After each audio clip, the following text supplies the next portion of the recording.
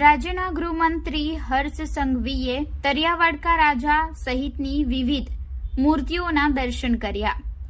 તારીખ 13 સપ્ટેમ્બર શુક્રવારના રોજ 3 કલાકની મળતી માહિતી મુજબ વલસાડ ખાતે ગણપતિજીના દર્શનાર્થે આવેલા રાજ્યના ગૃહમંત્રી હર્ષ સંઘવીને જર્જરિત થયેલા રસ્તાઓ અંગે પત્રકારોએ પ્રશ્ન પૂછતા હર્ષભાઈએ આશ્વાસન આપ્યું હતું અને ગુજરાતના ચીફ મિનિસ્ટર ભૂપેન્દ્રભાઈ પટેલે સંબંધિત અધિકારીઓને તાત્કાલિક રસ્તા રિપેર કરવાની સૂચનાઓ આપી દેવામાં આવી છે।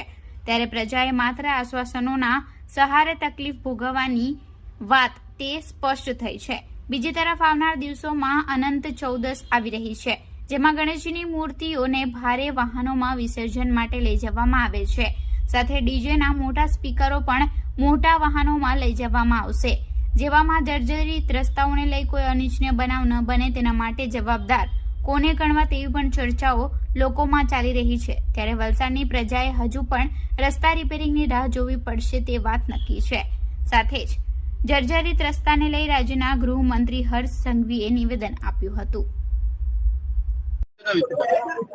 આજે વલસાડ જિલ્લાના ધરમપુર અને વલસાડ નગરમાં વિઘ્નહર્તા દેવતા પૂજ્ય ગણપતિજીના ચરણોમાં વંદન કરીને અનેક મંડળો પર આજે દર્શન કરવાનો અવસર પ્રાપ્ત થયો।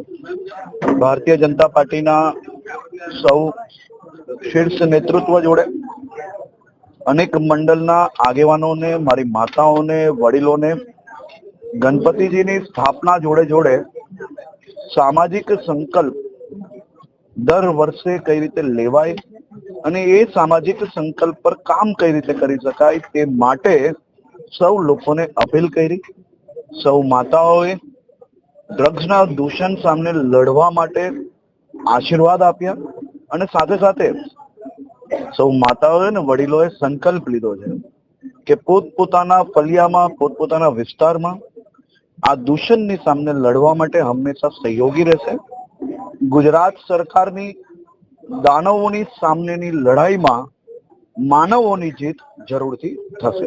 અત્યારે જે રીતે ચોમાસાને લઈને બિસ્માર રસ્તાઓ છે એને લઈને શું કહેશો?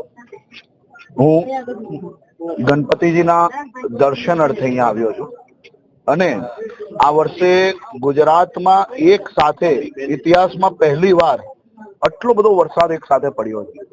કાલે મુખ્યમંત્રીજીએ બધા જ લોકોને, અધિકારીઓને આ બાબતે તાત્કાલિક વરસાદ બંધ થઈ ગયાના કારણે